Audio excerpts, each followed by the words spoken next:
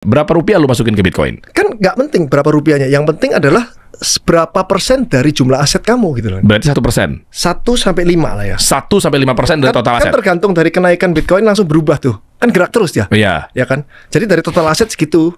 Itu saya rasa menurut saya udah maksimal yang saya berani. Dan ini udah uang keuntungannya aja saya, Bang Dery. Jadi waktu saya ketemu Timothy, waktu Bitcoin 27.000, saya masuk langsung.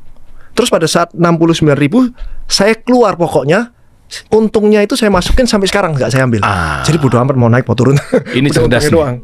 Ini cerdas. Gitu. Jadi udah BEP tanda kutip udah ya? BP, udah saya tarik juga BP-nya. Jadi sekarang mau naik mau turun bodo amat dah. Nah, jawaban ini yang gue butuhin. Berarti dari 27.000, ini ngomong dolar kan? Dolar. Ya, 27.000 sekarang 107.000. Berarti 27.000 berapa Inong? Harga Bitcoin ini? Waktu itu 16.000. Nggak, waktu itu $27.000. 16.000. $27.000 kali...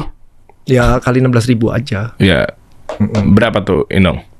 Kali anggaplah 16.500 ya? Ya. Saat itu ya. Kita biar tahu nih teman-teman. Jadi belajar cara exitnya gimana. Bagi yang kubunya, sebenarnya gue pengen gamenya seru nih Bitcoin nih, tapi saya itu kan gini, jumlah portfolio saya secara 100% ada Bitcoin 1-5%, tapi dalam portfolio saya ini masih tergolong aman karena Bitcoinnya cuma segini. Tapi kalau Bitcoinnya saya naikin jadi 40% dan lainnya 60% akan tergolong menjadi resiko medium gitu. Kalau Bitcoin naikin jadi resiko tinggi. Saya nggak mau, saya akan terus menjaga wealth saya di resiko rendah terus.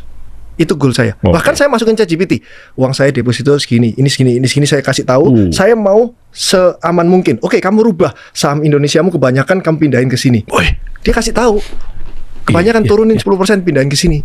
Bitcoin jangan nambah lagi, udah cukup itu. Kamu naikin di sini. Kalau ada uang masuk lebih disuruh masuk mana. Udah sampai saya segitunya ngobrol sama ChatGPT. Ini baru orang cerdas. Pakai ChatGPT gue jadi kepikiran ya buat ngitung aset. Ya. Financial projection. Portfolio saya ini semuanya suruh save dia. Tuh. Keren tuh. Jadi di buku Psychology of Money itu ada tukang kebun yang dia mati nggak tahu umur 70-80. Dia meninggalkan harta itu ratusan miliar atau triliunan. Dibandingkan dia punya temen yang udah karyawan, udah gajinya gede banget. Waktu dia mati nggak meninggalkan apa-apa.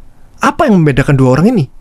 Tukang kebun ini selalu menyisihkan gajinya untuk investasi. Kalau di Amerika di saham waktu itu. Jadi selama 60 tahun compounding terus. Itu artinya kan dia bisa menahan diri untuk nggak belanja sepatu dan lain-lain itu beli terus. Ada temen datang, utang dong kan tabungan banyak, nggak berani nolak. Kalau di sini kan nggak, utang ngasih, gua ada kok, nggak dibayar, ya udah stres. Itu yang membedakan itu adalah perilakunya kan. Satunya gajinya gede banget tapi perilakunya kayak hidupnya, cara investmentnya beda. Pada saat mati satunya ratusan miliar, satunya nol.